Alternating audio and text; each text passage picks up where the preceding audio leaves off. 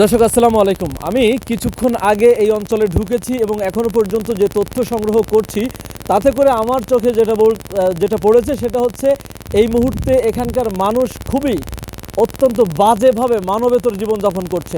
এই ব্যাপারে আমি একটু কথা বলতে চাই এই বাড়িরই মালিক, আমি তার সাথে একটু কথা বলতে চাই। আপনার নামটা কি? আমার নাম আজগর আলী খন্দকার। আপনি কি করেন, পেশায় কি? আমার পেশা কৃষি।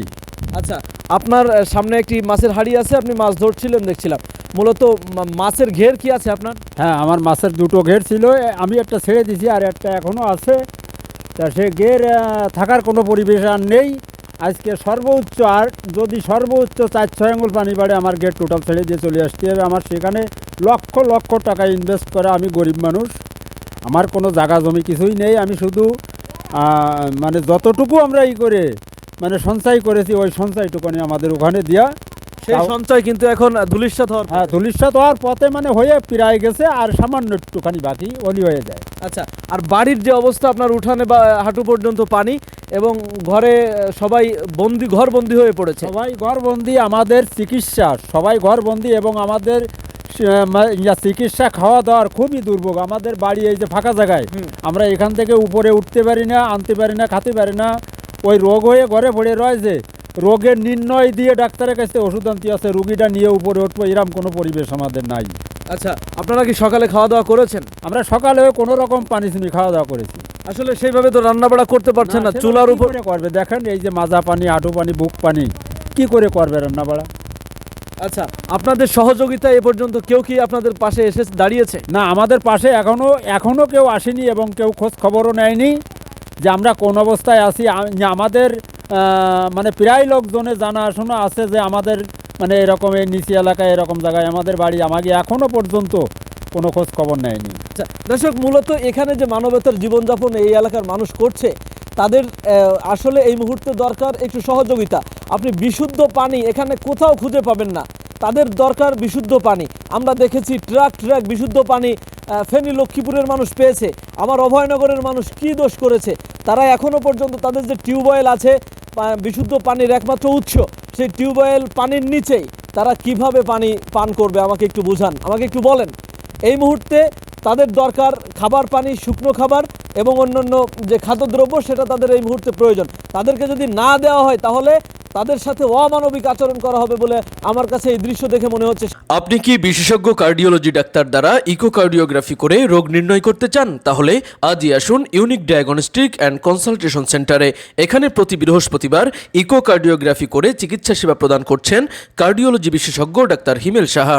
আমরা সবাই যাতে আশেপাশে, খালি আমি বলতি না, আমরা আশেপাশে যারা সবাই আছি, আমরা যাতে সুন্দর সুষ্ঠুভাবে বসবাস করতে পারি, এরকম ধরনের আমাদের একটা আশ্বাস দরকার। আচ্ছা, এই যে ঘরের মধ্যে পানি উঠার মতো অবস্থা, ঘরে যদি পানি উঠে যায় আপনারা কি করবেন? ওই যে ঘরে পটে পর্যন্ত পানি উঠে গেছে, এখন সামান্য কিছু বাকি মানে ঘরে উঠে। আচ্ছা, যদি উঠে যাবে, আমি দেখতেছি পরিবেশ যা, তাতে পানি উঠবেই। এখন সেক্ষেত্রে আপনারা কি করবেন? আর সেই ক্ষেত্রে আমরা আর কি করবো? আমাদের তো আর কোনো থাকা জায়গা নেই, হয়তো কোনো আশ্রয় কেন্দ্র এবং স্কুল কলেজ এই সমস্ত ছাড়া তো আমাদের থাকার কোনো। আচ্ছা, এই অবস্থাতে উপজেলা প্রশাসনেরও দর্শক আমি তেমন কোনো তৎপরতা দেখিনি যে যদি এই অবস্থার অবনতি হয়, আরও অবনতি 100% হবে আমি নিশ্চিত করে বলতে পারি। তো এমতো অবস্থায় তাদেরকে আশ্রয় দেওয়ার মতো কোনো জায়গা ঠিক করেছে বলে আমি কিন্তু এখনো পর্যন্ত তেমন কোনো তৎপরতা দেখি নাই। তাছাড়া তারা খুবই সংকটাপন্ন অবস্থায় আছে। আমার কাছে এখন যে দৃশ্য দেখছি আমি সরেজমিনে, তাতে সর্বোচ্চ এই একটা রাত পার হলে ওনারা কেউ এখানে যারা বসবাস করছেন, এই কুটা, বলারাবাদ, বেদভিটা, আন্দা, চলিশিয়া, সরখুলা, এই এলাকার কেউ বসবাস করতে পারবে বলে আমার কাছে আপাত দৃষ্টিতে মনে হচ্ছে না। আমি যেভাবে হু হু করে বাড়তিছে, তাই এইটাই রাইট যে আমরা আর এই মানে এই রাতটা এখানে থাকতে পারবো কিনা। বাড়ি ছেড়ে দিতে হবে। আমাদের সব থেকে ভগদয় মোটর লাগাইছে, ওর বেশি আর কিছু করার নেই, কিন্তু আমাকে আমডাঙ্গা খালটা সংস্কার করতেই হবে। আচ্ছা, ওখান থেকে কি পানি পাস করার সুযোগ আছে? হ্যাঁ, ওখান থেকে পানি পাস করার সুযোগ আছে এবং পাস হচ্ছে, অলরেডি পাস হচ্ছে। তো ওইখান থেকে ওই খালটা যদি আমাদের পুরোভাবে সংস্কার করে দেয় সরকার, তাহলে আমরাই আমাদের মানে আমাকে এলাকায় আমরা বসবাস করতে পারবো, তাই ছাড়া আমাদের আর কোনো। আচ্ছা, আপনারা কি খোঁজ নিয়েছেন ভবদয়ের যে মানে মোটরগুলো চালু আছে সেটা কি চলছে? পানি কি নিষ্কাশন হচ্ছে? আমরা ভবদয় খোঁজ নিচ্ছি, আমরা প্রতিনিয়তই খোঁজ নিচ্ছি, কিন্তু ভবদা যখন আমাদের লোকজন যায় তখন চালায়, ওরা রাত যা হয়তো ওরা রাত্রে রাত্রে মোটর বন্ধ করে রাখে, এইটা আমাদের কানে নিউজ আইছে। আমরা জানি যে ওখানে মোটর মানে রাতে রাতে বন্ধ করে রাখে, দিনে মানে যখন লোকজন থাকে তখন কিছু সময় চালায়। আর এরকম একটা হ্যাঁ, পরিস্থিতি। এরকম অবস্থা। এবং ওখানে আমার মনে হয় যে আমার দেশের সেনাবাহিনী ওখানে যদি কাজ চালায় নিযুক্ত তাহলে করে। হ্যাঁ, তাহলে আমরা নিরাপদে হতে পারবো। দর্শক, মূলত তাদের দাবি এই মুহূর্তে আসলে যে পরিস্থিতি মানে দাঁড়িয়েছে তাতে সরাসরি সেনাবাহিনীর হস্তক্ষেপ কামনা করেছে। কেননা আসলে এখানে 20-25 থেকে 30টি গ্রাম জলাবদ্ধ রেখে যদি রাত্রে মোটর বন্ধ করে কেউ ঘুমায় তাহলে সেটা হবে অত্যন্ত নিষ্ঠুর এবং অমানবিক।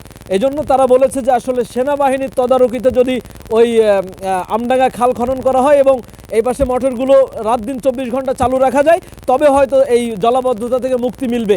অন্যথায় তাদের এই যে দুর্ভোগ দুঃখ দুর্দশা এটা কাটার কোনো সম্ভাবনা দেখছি না।